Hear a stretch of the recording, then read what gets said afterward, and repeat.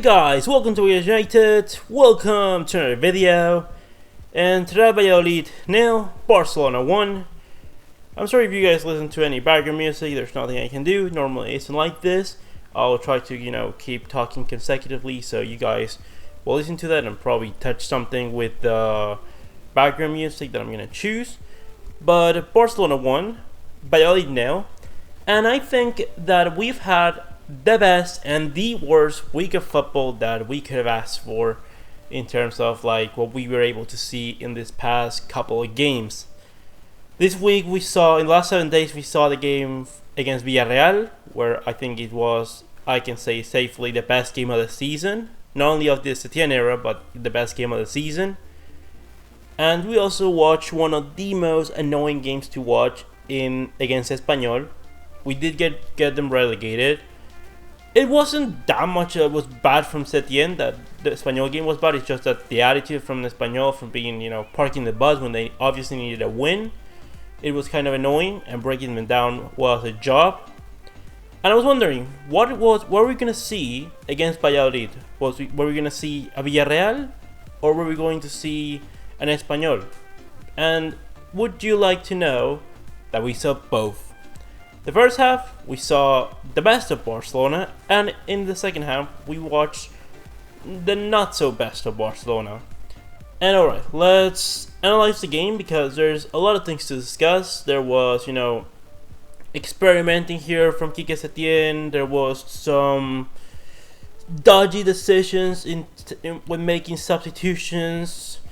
Obviously, when Mateu Laos is the referee, there's always factor Mateu Laos.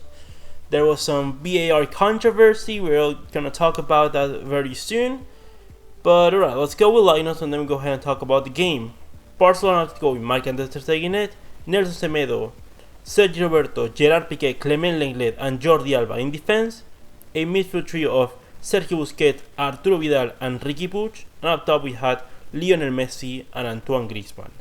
While Valladolid have to go with Jordi Masip, Moyano, Kiko Olivas, Javi Sanchez and Raúl García in defense. A midfield five of Oscar Plano, Fede, Joaquín Fernández, Rubén Alcaraz and Quique Pérez in midfield. And up top they had Sergi Guardiola. And alright, let's discuss what was the first half. We saw a very interesting system that Setien tried to implement here. And he tried to bring back the back three, and I have to say that together with the diamond formation, with the 4-4-2 diamond that we've been playing lately, I was very interested to see us playing three at the back when Setien was first introduced as the Barcelona coach, because some of the best football that I've seen in La Liga for the past 2 or 3 years have been the Betis of Setien and the Las Palmas of Setien. Two teams that played with a back three and that very effectively played very good football.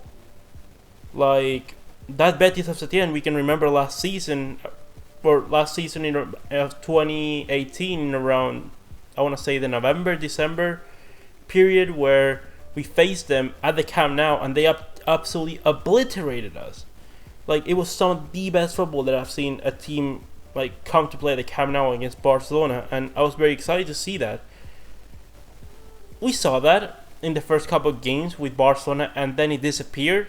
It disappeared because the players were accepted with the meta at Setien. Therefore, Setien went to play with 4-2-3.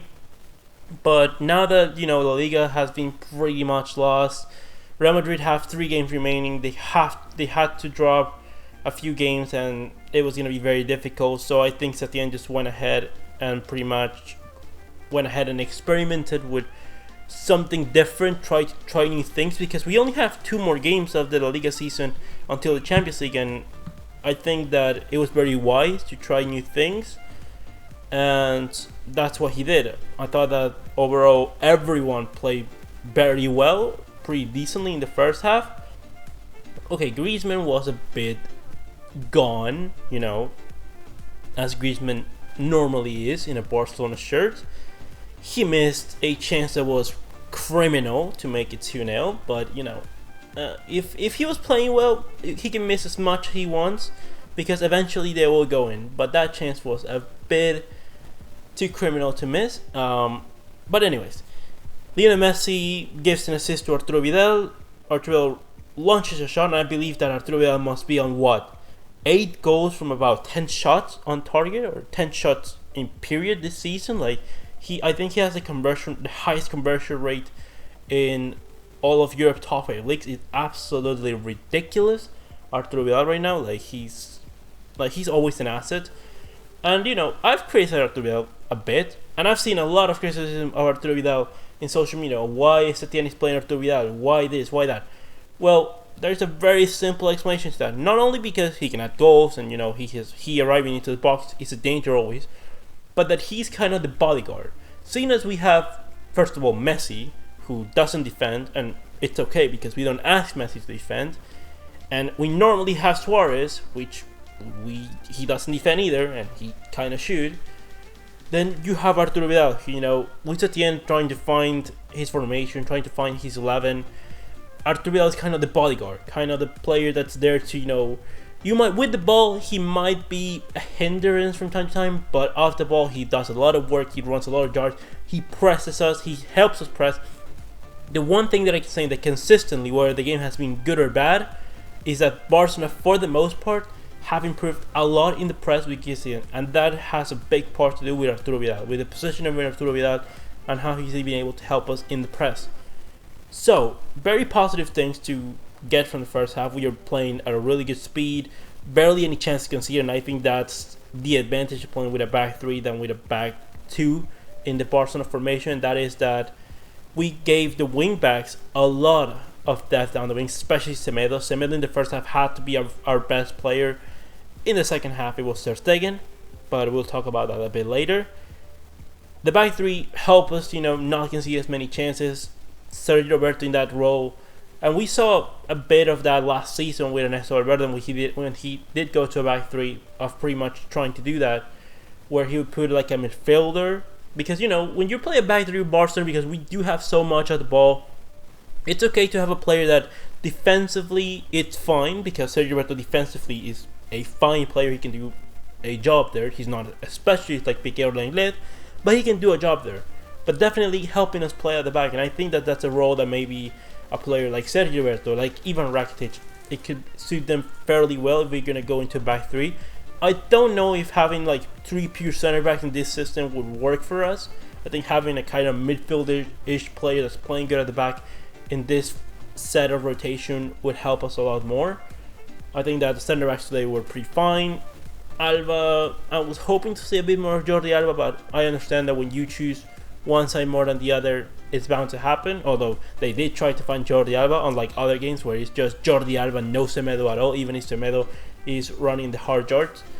But overall, the game was fine. Busquets did a good job in the first half. Ricky Puig played a really good first 60 minutes or so.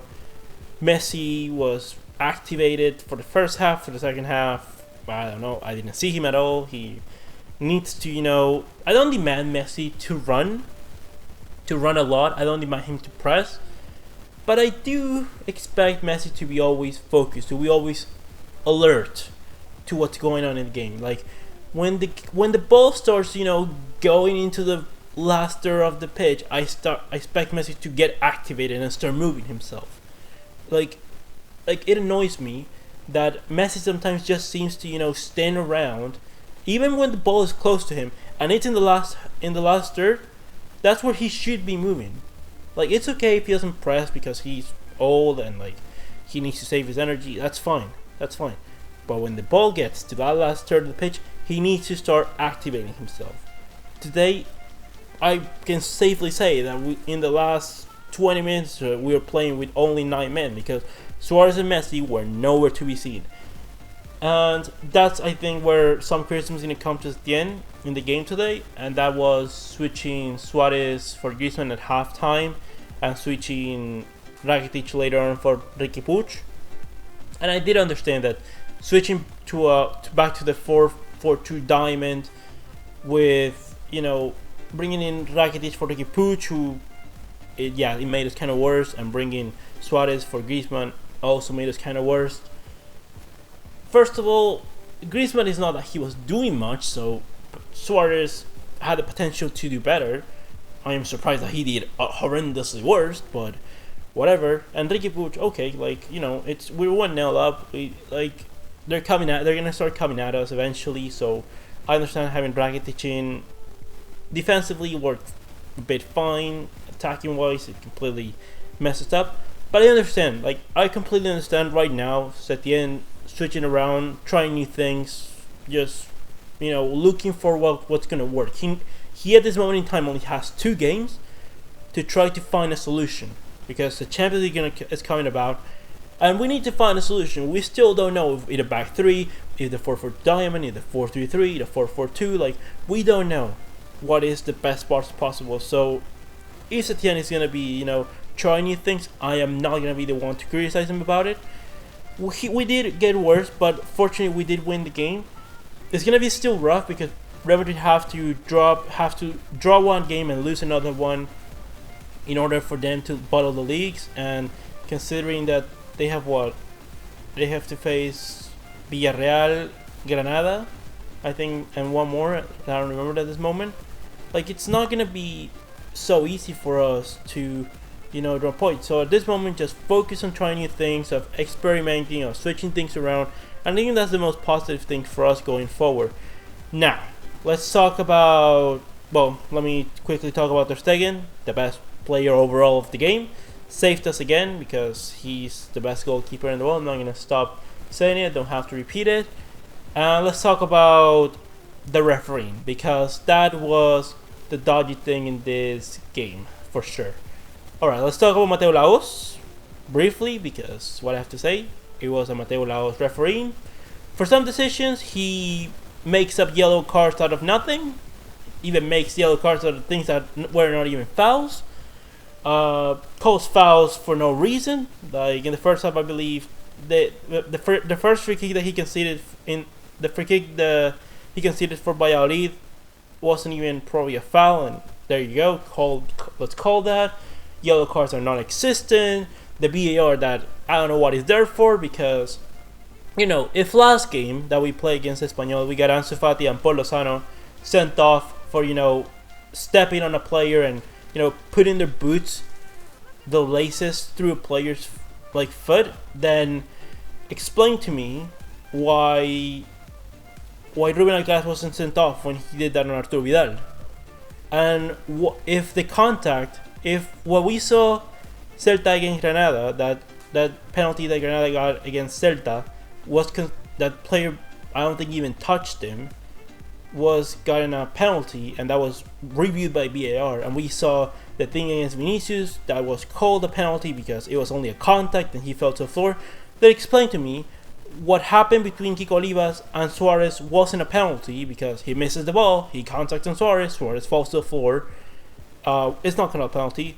And then Javi Sanchez and Piqué are on a struggle into the box. Javi Sanchez is not going for the ball at all. It's just interfering with Piqué. Piqué gets to the ball, but it's interfered, and that's not reviewed.